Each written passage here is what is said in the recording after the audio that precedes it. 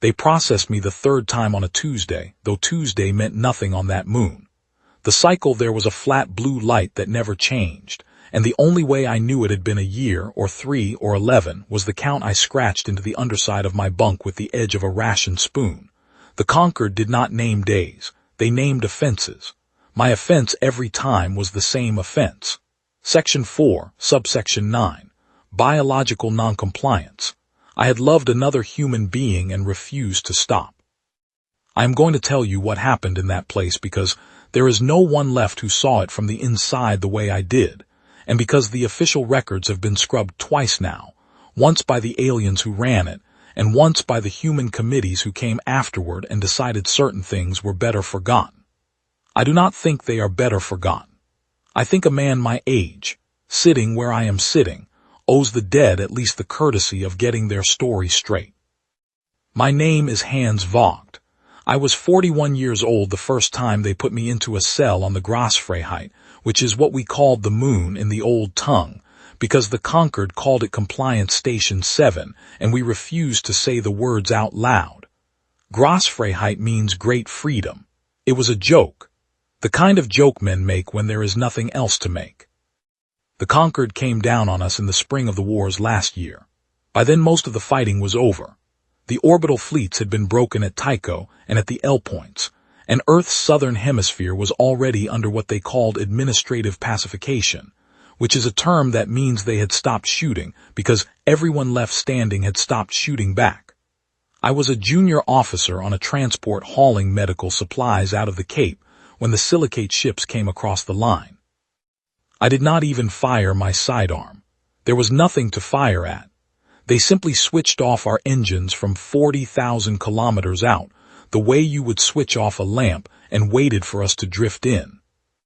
I tell you this so you understand. We did not lose because we were weak. We lost because they understood physics in a way our scientists had not yet caught up to, and because their patience was older than our species. When the Concord wanted a thing, they waited for the thing to come to them. They were geological in their thinking. We were weather. The transport I was on drifted for 16 hours before they brought it in.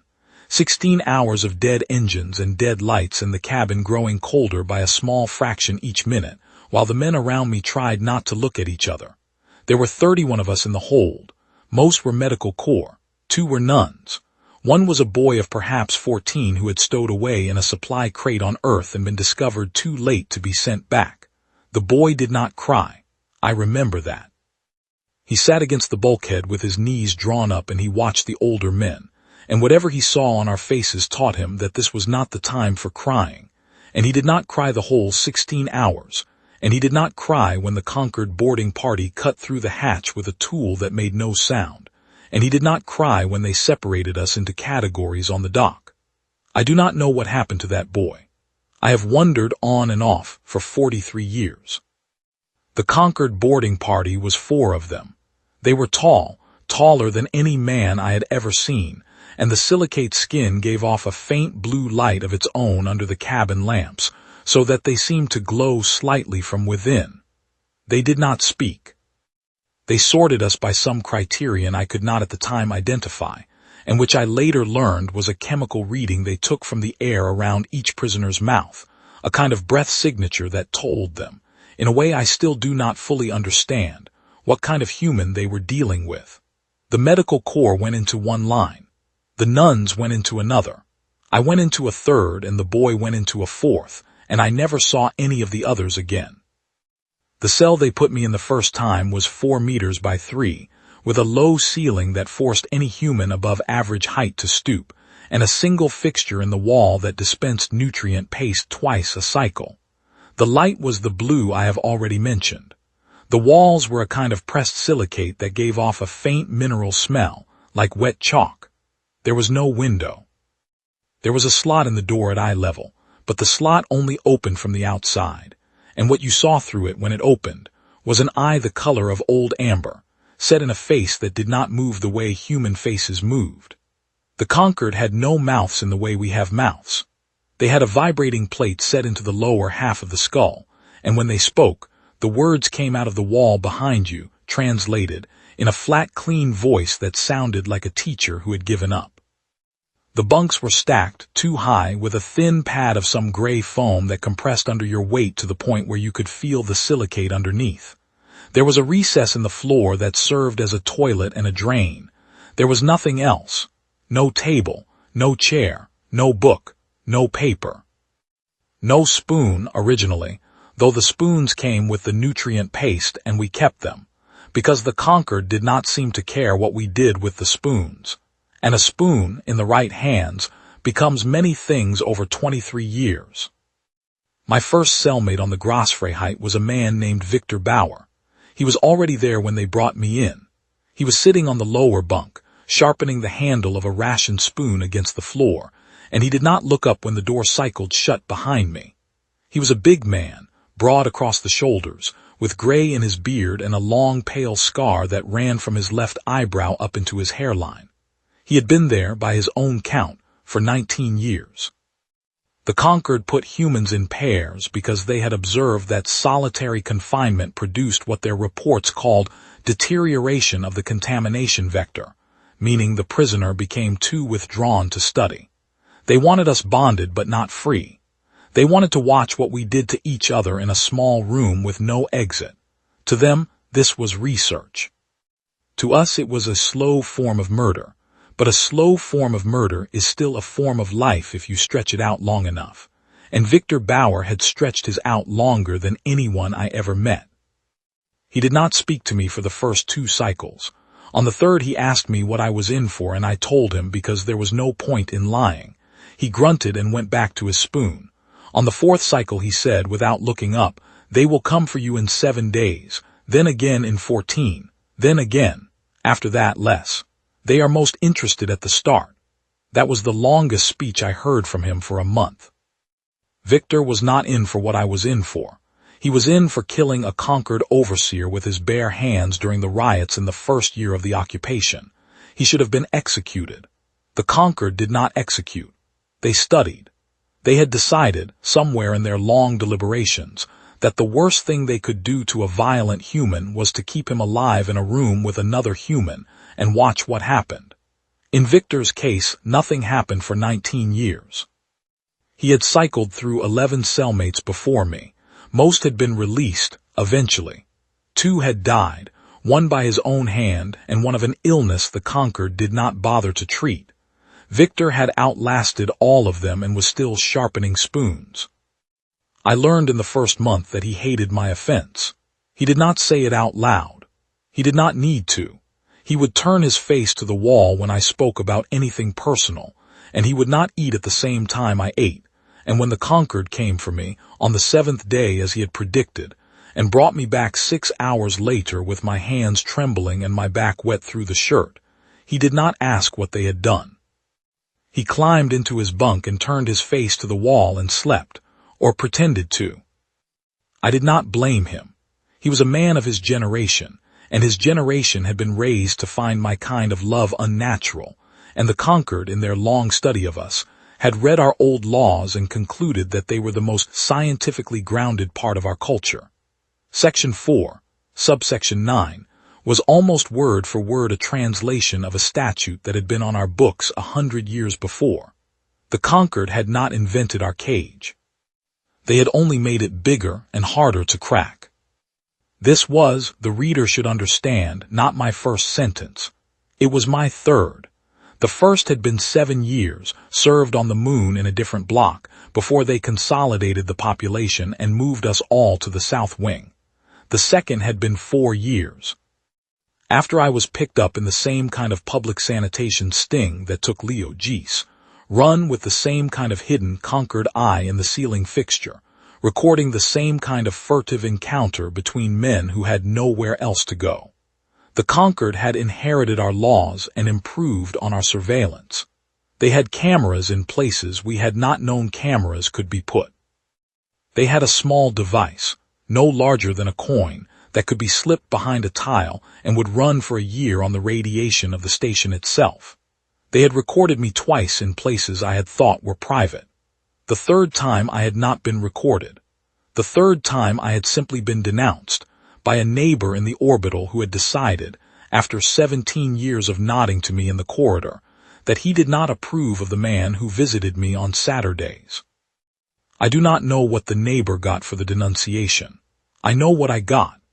I got 7 years, of which I would eventually serve 11, because the Concord's calendar did not run the way ours did, and because they added time for what they called category resistance, each time they could not break me on the plate.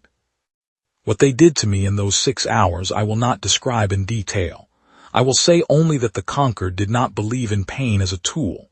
They believed in disruption. They had a device, a flat copper plate held against the temples, that produced what they called category correction, and what it actually did was reach into the part of the brain where memory and desire are kept on the same shelf, and shake the shelf. You came out of the room unable to remember the faces of the people you loved. You came out of the room able to remember only that you had loved them in the abstract, the way you might remember having once owned a coat. Then, slowly, over weeks, the faces would come back. The Concord knew this. The treatment was not meant to cure. It was meant to wear you down by a small fraction each time, so that after enough sessions there would be nothing left to wear. The room where they did it was always the same room. White silicate walls, brighter light than in the cells, a chair bolted to the floor in the center. The chair had straps for the arms and legs and a band for the head, but they did not always use the straps. After the first few sessions they did not need to. You sat down because there was nowhere else to sit, and because sitting down got it over with faster, and because the Concord interpreted any movement during the procedure as category resistance and added time. They preferred you cooperative. They preferred you arriving at the chair on your own legs, sitting on your own, holding still while they fitted the plate. They preferred this because their data, which they had been collecting on us for years, showed that cooperative subjects experienced fewer adverse outcomes during the disruption, and adverse outcomes meant prisoners who could no longer be processed, and prisoners who could no longer be processed were a category the Concord did not like to expand. The plate itself was cool against the skin. There was no electrical sensation, no jolt, no smell of burning. There was only a feeling in the back of the head behind the eyes of something soft being pressed. It lasted, I am told, between 20 and 40 minutes, depending on the setting. I do not remember the duration of any of my own sessions. The disruption took the memory of the session with it. You went into the chair. You came out of the chair. The hours in between were a hole in the day that did not fill in afterward. I came back from my first session and Victor did not look at me. I came back from my second and he was holding a cup of water out toward me without turning his head. The cup was the small tin cup we shared. He had filled it from the wall fixture. I took it. I did not say thank you because thank you would have embarrassed him and he would have taken the cup back and not done it again. I drank the water. I sat on the floor with my back against the bunk. He sharpened his spoon. Neither of us spoke. That was how it began between us. Not friendship. Not even acquaintance. Something more like the way two men who have been working in the same mine for years finally acknowledge each other by passing a canteen back and forth without comment. The second year I was there, they brought in a young man named Leo Geese. He was a schoolteacher from a habitat on the lunar shelf, picked up in a sting the Concord ran in the public sanitation lounges. They had cameras everywhere now. The lounges had been one of the last places men of my kind could meet, because the Concord did not at first understand what they were for, and by the time they understood, the lounges had been seated with watchers. Leo was 26.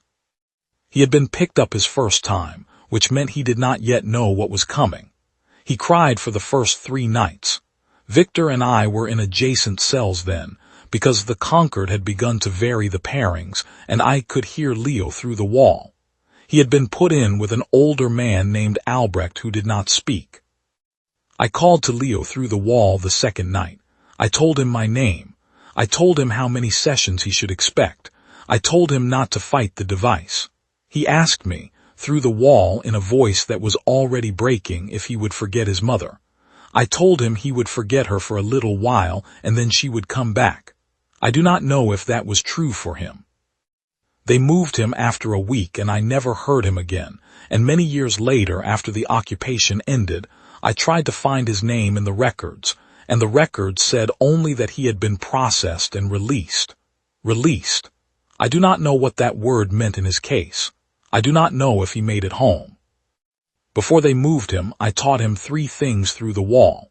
I taught him to count the cycles, because counting was the one thing they could not take. I taught him to keep a screw of dried herb from the nutrient paste, because the herb was the closest thing to a flavor we had, and a man who can still taste something is a man who has not yet been finished. And I taught him a code I had worked out with a previous cellmate, a way of tapping on the silicate with the edge of a spoon, slow knocks for letters in the first half of the alphabet, fast for the second, so that 2 prisoners in adjacent cells could pass words between them without the Concord knowing what was being passed. The code was crude. It took an hour to spell out a sentence. But it gave Leo something to do at night besides cry, and the night before they moved him, he tapped to me in slow, careful knocks the words "thank you," and then after a long pause the word "mother." He had not forgotten her yet. I hope, wherever they took him, he did not forget her at all. After Leo, there were others. I will not name them all, because names take time and I have a finite amount of paper, but I want to mention 3 because they each taught me something I could not have learned alone. There was a man named Kessler, a former priest, who came in at the start of my second sentence and stayed with me for 14 months. Kessler did not pray, because the Concord had identified prayer as a contamination vector and listened for it, and any prisoner caught praying was put on the plate at a higher setting. Kessler instead recited the liturgy in his head silently, and once, when I asked him how he kept it up, he said he had been a priest for 31 years and the words were in his hands now, not his mouth, and his hands moved the way they had always moved during the service, and that was enough. He was released, I believe, after his sentence ended. I never heard from him again. There was a man named Joachim, who came in the year after Kessler, and who was a thief, not a man of my kind, picked up for stealing nutrient supplies from a Concord depot during the food shortages. He despised me at first, in the same quiet way Victor had despised me, and like Victor he came around to me, not all the way but enough. He taught me to braid strips of cloth into cord, and the cord into a small loop you could hide under your tongue, and the loop, if you ever got the chance, could be used to keep a Concord's neck plate from sealing properly. I never used the loop. I kept it under my tongue for 3 years anyway. The Concord never found it. Joachim was killed in his 4th year, in a transfer accident, when a Concord transport miscalculated the gravity of a docking maneuver and crushed the prisoner compartment against the bulkhead. The Concord did not apologize, because the Concord did not have a category for apology, but they did note the incident in their records as category termination due to logistical anomaly, which is, I suppose, a kind of acknowledgement. And there was a man named Petrov, who was older than me by 10 years and had been in some kind of cell since before the war, originally for the same offense as mine and later just because the Concord did not know what else to do with him. Petrov did not speak for most of the year we shared a cell. He had used up his speaking, he told me once when I asked. He had used it all up in the first decade and there was none left. He sat on his bunk and he watched the wall and he ate when the food came and he slept when the light dimmed, and he did all of it with the methodical attention of a man who had decided, a long time ago, that the only revenge available to him was to outlive the people who were trying to wear him down. He outlived them by 23 years. He was released the same day Victor and I were.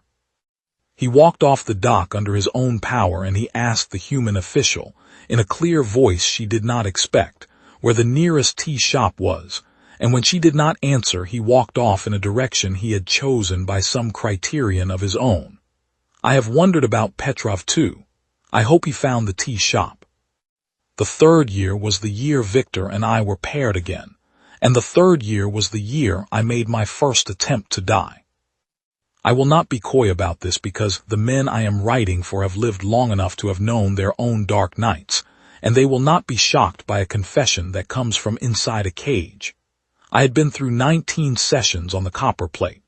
I had begun to lose hours and then days. I had begun to forget what my own face had looked like before, because there were no mirrors, and the surface of the nutrient fixture was too matte to reflect anything.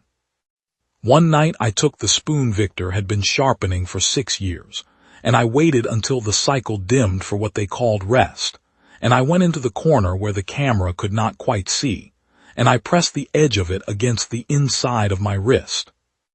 Victor woke up. I do not know how. He had not been asleep, possibly. He had been watching. He came off the bunk without a word, and he took the spoon out of my hand and he sat down beside me on the floor, and he did not let go of my wrist for a very long time. His hand was rough. His knuckles were swollen from old breaks. He smelled like the chalk smell of the walls, because we all smelled like the walls after a while. He did not say it is going to be all right. He did not say anything for an hour. Then he said quietly, I have seen 11 men try that. 6 of them succeeded. The Concord do not care which way you go. Do not give them the count. It was the longest sentence he had spoken to me in 3 years. It was also, I think, the moment something turned in him. Not toward me exactly. Toward the situation. He had decided, somewhere in that hour holding my wrist, that he was going to keep me alive out of spite, because the aliens wanted a number and he had decided not to give it to them. This is the thing I want to tell you about the Concord, and the thing I want to tell you about us. The Concord were not cruel. Cruelty is a thing one species does to another out of feeling. The Concord had no feeling about us. They had a category for us, and the category had subcategories, and the subcategories had subroutines, and they ran us through the subroutines the way you would run dirty water through a filter, expecting at the end of the process a clean output or no output. They did not hate us. We were a contamination they were processing. What they did not anticipate, and what their long, patient observation of our species had failed to predict, was that 2 men inside a 4-by-3-meter room, with no shared history, no shared inclination, no agreement of any kind, would over the course of 19 years and then 20 and then 21 begin to construct a small, unauthorized country between them. Not a romance, not a friendship in the easy sense. Something harder and more useful than either. A pact. A mutual refusal. A decision made in the dark not to give the count. Victor began to talk to me after the night of the spoon. Not much. He was not a talker, but he would tell me in pieces about his life before. He had been a longshoreman on the Hamburg Orbital. He had killed a man in a bar fight when he was 22 and gone to a human prison for 8 years and come out and gone back to the docks. When the Concord landed, he had been working the same crane for 31 years. The day of the riots he had been on shift when the overseer came down to the loading floor and told them the dock would now operate on Concord time, which was a 31-hour cycle, and that there would be no further negotiation on the matter. Victor had picked the overseer up by the joint where its neck plate met its shoulder plate and had broken the joint with his bare hands. He told me this without pride and without regret. He said only, they were going to kill us by Tuesday anyway. I just preferred Monday. He had a daughter, he told me one cycle. He had not seen her since she was 11. She would be 40-something now if she was still alive, and he did not know if she was. Her mother had taken her off the Hamburg Orbital before Victor's first prison sentence, the human one, and Victor had not been a man who chased after women who had left him. He had let her go. He had written one letter in his 2nd year on the docks after his release and had not heard back. He told me this with the same evenness with which he told me everything, sitting on the lower bunk, sharpening the spoon, not looking at me. Then he said, after a long pause, if she is alive, she is better off thinking I am dead. A man who has been here does not come back the way he went in. I would not want her to see me. And he went back to the spoon, and we did not talk about his daughter again for many years. I told him about my own life, about the boys' school where I had taught chemistry before the war, about the man I had loved for 11 years before they had taken him in the first sweep and sent him somewhere that was not the Grossfreiheit and was, I came to understand, not anywhere I would ever find. His name was Oscar. I do not say his name often.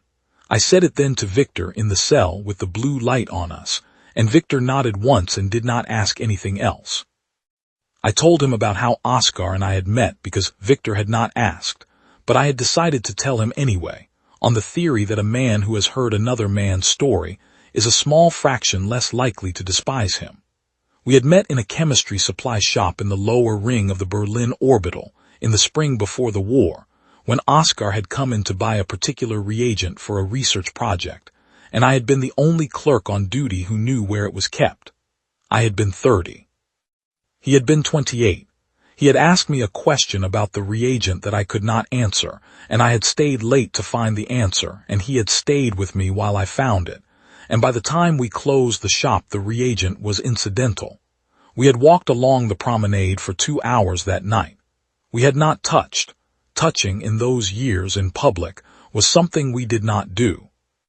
But we had walked, and we had talked, and by the time we parted at the tram stop I had known, in the way one knows these things, that the rest of my life had quietly rearranged itself around a man I had met 4 hours earlier in a shop selling glassware.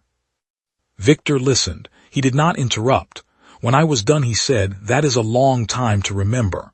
I said it was. He said, "Hold on to it. They have not taken it yet. Do not let them."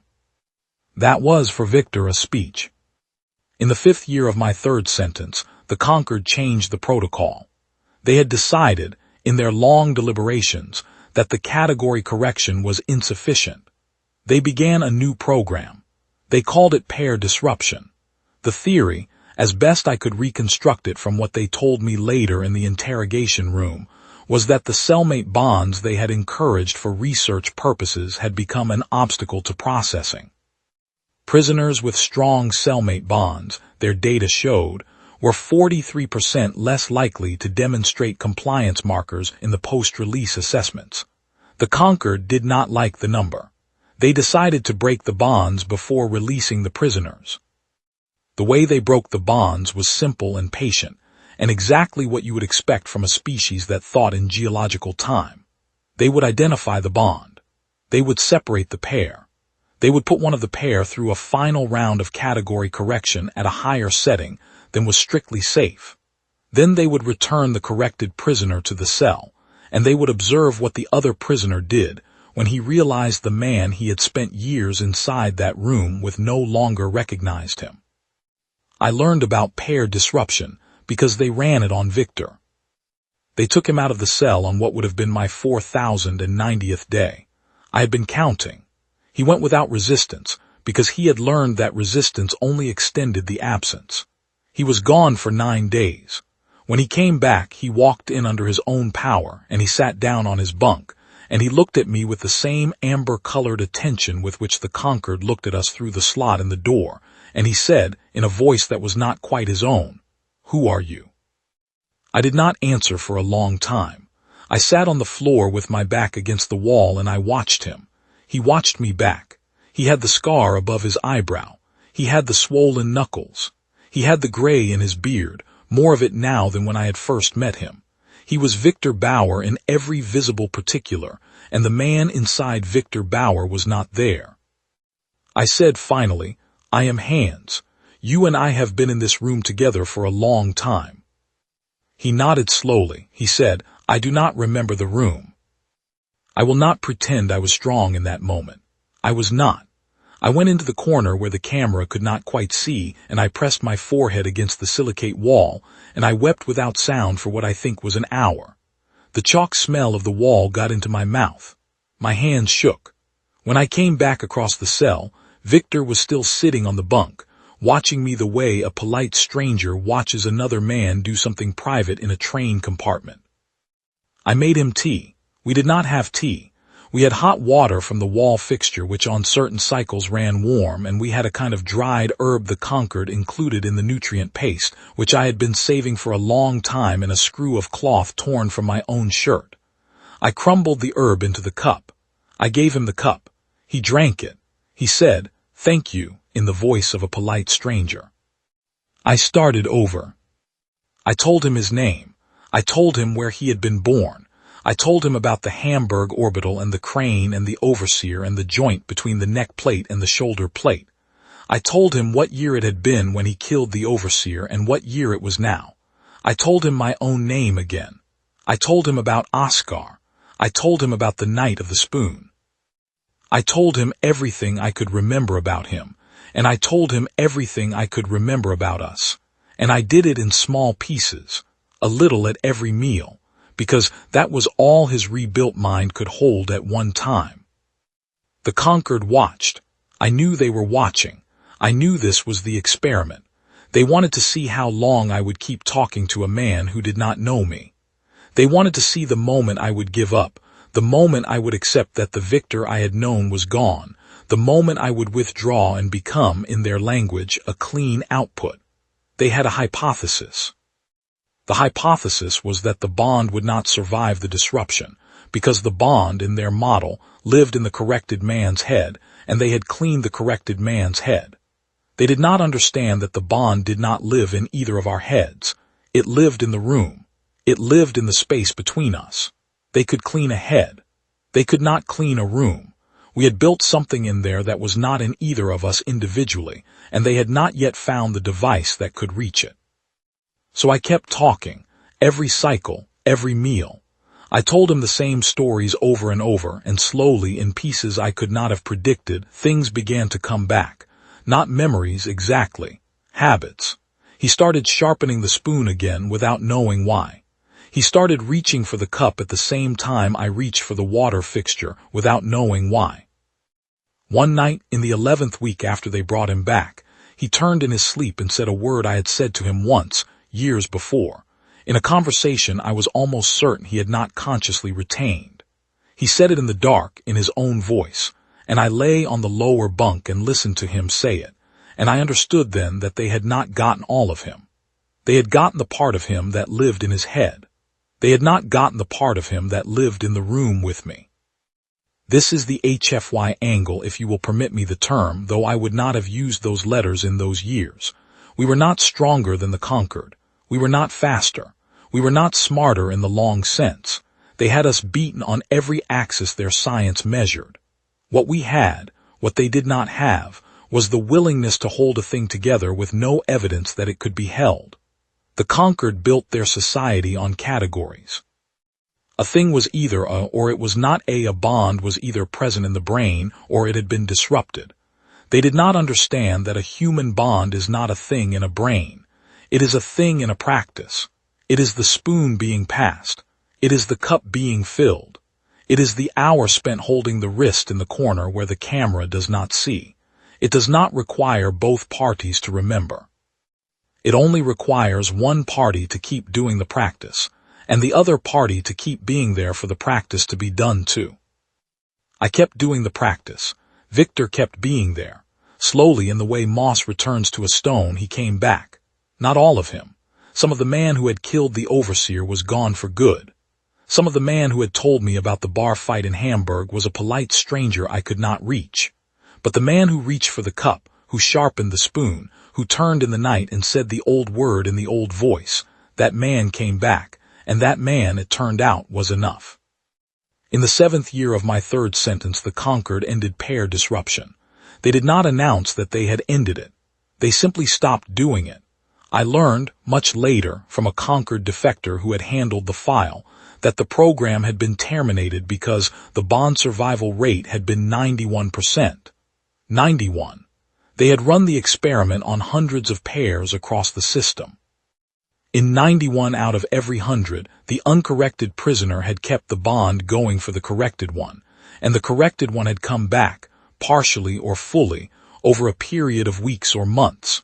The Concord scientists had looked at the data, and they had not understood it, and they had quietly closed the program and reassigned the personnel. They did not tell us. They never told us anything. But the program ended, and in the year after the program ended, the larger occupation began to fray. I have to tell you about the fraying carefully because I was not there for most of it. I was in a 4 by 3 meter room. The fraying I learned about in pieces, from new prisoners, and from a Concord guard who began, in the 9th year of my sentence, to talk to me through the slot in the door. His name, as best I could pronounce it, was something like Ristha. He was a junior overseer, a lower caste Concord, the kind that did the actual handling of prisoners, while the senior judges did the categorization from their offices on the upper level. He had been at the Grossfreiheit for 6 years. He had watched me with Victor across the pair disruption, and something in what he had watched had cracked him in a small place, the way a mug cracks where the handle joins the body, not all the way through, but visibly. He began to bring me extra rations. He began to leave the slot open longer than the protocol allowed. He began to tell me in his flat, translated voice what was happening on Earth. The aliens were losing. Not militarily. Militarily, they were still in complete control. The fleet still patrolled the orbits. The orbital habitats still flew Concord colors. The administrative pacification was still in effect across both hemispheres. What they were losing was something they had not had a category for at the start of the occupation, and had only slowly developed a word for. And the word they developed was, in their language, the same word they used for a structural beam that has been under load too long. They were losing structural integrity. The humans were not rebelling exactly. There had been no successful armed uprising since the first year. What the humans were doing was something the Concord had not anticipated and did not know how to file. They were continuing to be human. They were holding weddings the Concord had not authorized. They were teaching children in basements after the schools had been concorded. They were sharing food across the rationing lines. They were sheltering men of my kind and women of my kind, and any kind the Concord had a category for.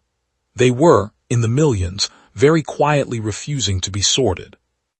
The Concord, Ristha told me through the slot, had run the numbers. The humans, by every measure their administrative apparatus could capture, were 63% non-compliant with the regulations. 63. In any of the other species the Concord had pacified. Compliance rates had reached 90% within 8 years. In our species, after 15 years, compliance was getting worse, not better. The senior judges did not know what to do. Increased pressure produced increased noncompliance. Decreased pressure produced increased noncompliance. The category was not responding to inputs. I asked him through the slot why he was telling me this. He was silent for a long time. The amber eye in the slot did not blink. The Concord did not blink in any way I ever observed. Finally he said in the flat voice that came out of the wall behind me, "I watched you with the man. I watched you for 6 years. I do not understand what I watched. I am telling you because I think you do." I told him I understood it. I told him there was no trick to it. I told him we did not do it because we were better. We did it because we were not built to be alone, and because when you have been put in a cage with another person, and you have decided to be in the cage with them rather than against them, the cage becomes a different kind of room. I told him the Concord had been studying the wrong thing. They had been studying what was in our heads.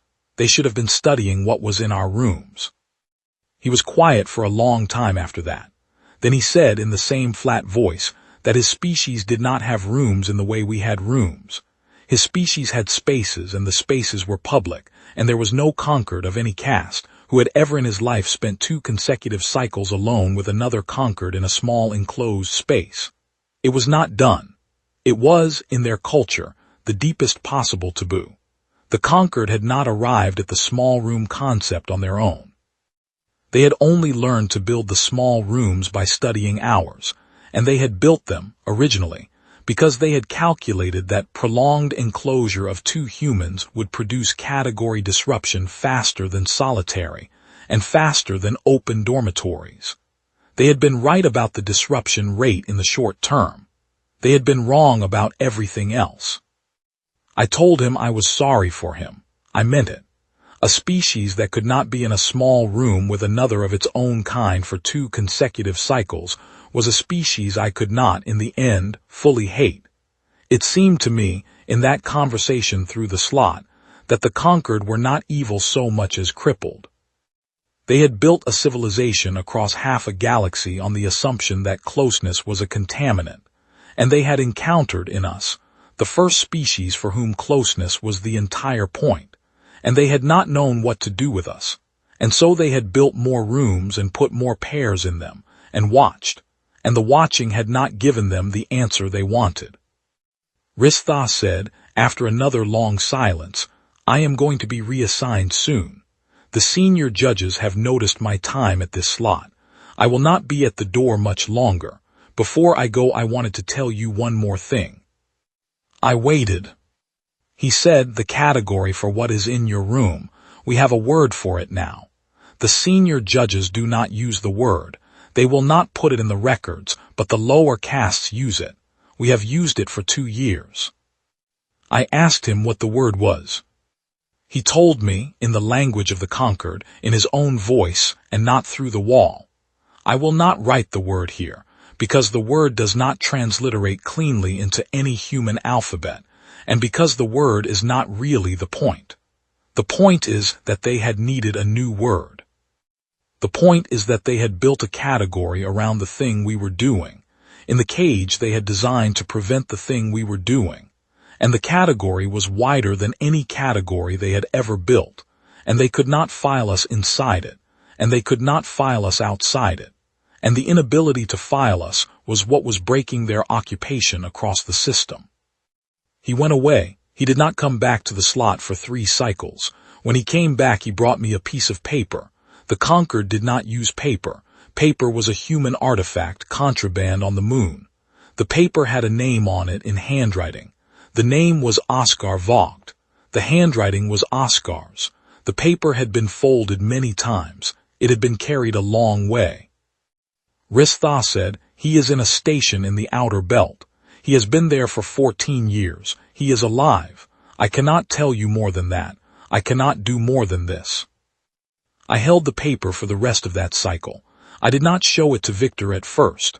I sat on the floor with my back against the bunk, and I held the paper, and I cried in the way an old man cries, which is without sound and without movement, only the water on the face. Then I showed it to Victor. He read it. He nodded once. He said, "Then we are going to get out." We did not get out the way you get out in the stories. There was no daring escape, no jury-rigged ship, no shootout in the docking bay. Victor and I were 2 old men in a cell, and old men in a cell do not escape. What happened was that the fraying continued, and the Concord lost more of their structural integrity. And one day in the 11th year of my 3rd sentence, a delegation of senior judges came down to the cell block and opened the doors. They did not call it a surrender. They called it a reassessment of administrative categories. They said, through the flat voice in the wall, that the regulations under which we had been imprisoned had been determined to be in error, and that we were to be released, and that compensation would be considered through the appropriate channels in due course. They said this to every prisoner on the block. They said it in the same flat voice. They did not apologize because the Concord did not have a concept of apology. They had only the concept of an updated category. Victor stood up from the bunk. He looked at the senior judge standing in the doorway, and he said, in his own voice, the voice that had come back over the years, "We were not in error. You were in error. There is a difference." The senior judge did not answer. The Concord did not engage with disputes of category. They simply moved on to the next cell. We walked out of the cell block together. We walked down the corridor we had never walked down. We saw, for the first time, the dock where the transports came in. The dock smelled of ozone and engine grease and something else, something I had not smelled in 23 years, which was the smell of cold open air from outside. The dock had a viewing port. Through the viewing port I saw Earth, hanging in space, smaller than I remembered and bluer. I had been a young man when I last saw it. I was an old man now. There were transports waiting. There were officials, human and Concord, taking names and assigning destinations.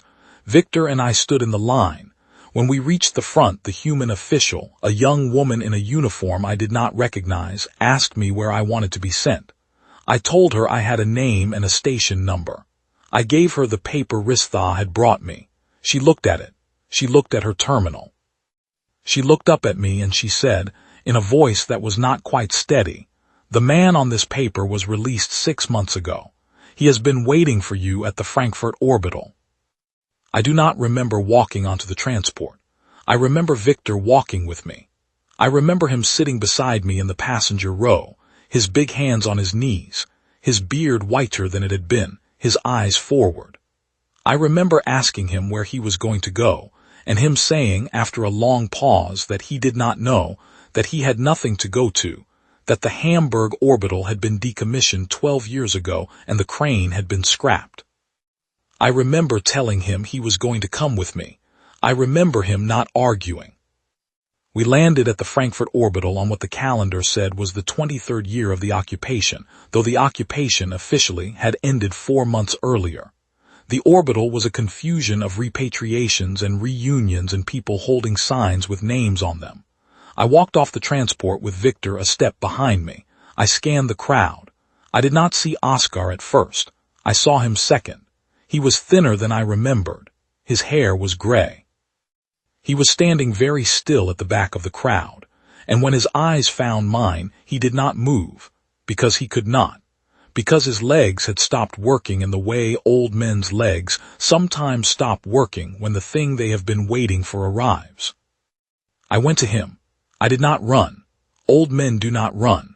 I walked across the dock and I put my hand on his face and he put his hand on mine and we stood there for what I am told was a long time, though it did not feel like time. It felt like the room. It felt like the practice. It felt like the thing that had been in the room with Victor and me had always been in this man's chest too, across 14 years and 14 million kilometers. And we had only now closed the circuit on it. Victor stood behind me at a respectful distance. When I finally turned, with Oscar's hand still in mine, Victor was looking at the deck plates. He was a man of his generation, and his generation had been raised to look at the deck plates in moments like that. I called him over. I introduced him to Oscar. I said in front of both of them that this was the man who had kept me alive on the moon, and that he was coming home with us, and that this was not up for discussion. Oscar looked at Victor. Victor looked at Oscar. Oscar held out his hand. Victor took it. They did not say anything. They did not need to. The three of us lived together in a small flat in the lower ring of the Frankfurt orbital for the next 11 years. Victor died first in the spring of the 11th year of a heart that had been worked too hard for too long. He died in the chair by the window in the afternoon with the sun on his face. I was beside him. I held his hand. The hand was rough. The knuckles were swollen from old breaks. He smelled of the soap Oscar bought for him and not of chalk because we were not on the moon anymore. Oscar died 2 years after that, of a slower thing, and I am alone now in the flat, and I am writing this down because the men I served with, and the men I survived with, and the man I loved are all gone, and someone has to put it on paper before the records get scrubbed a third time. I want to tell you what I have learned, in case it is useful to whoever reads this after I am gone. The Concord were not defeated by our armies. Our armies lost. They were not defeated by our weapons. Our weapons were inferior. They were not defeated by our intelligence services or our diplomats or our partisans, though all of those did their part. They were defeated by a thing they could not put a category around.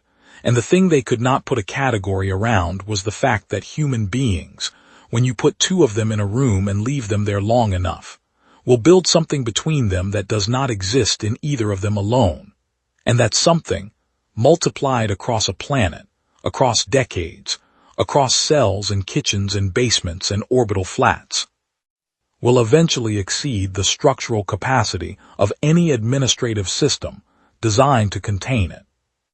We are not strong because we are powerful. We are strong because we do not finish on schedule. The Concord wanted us to be done with each other. We were not done.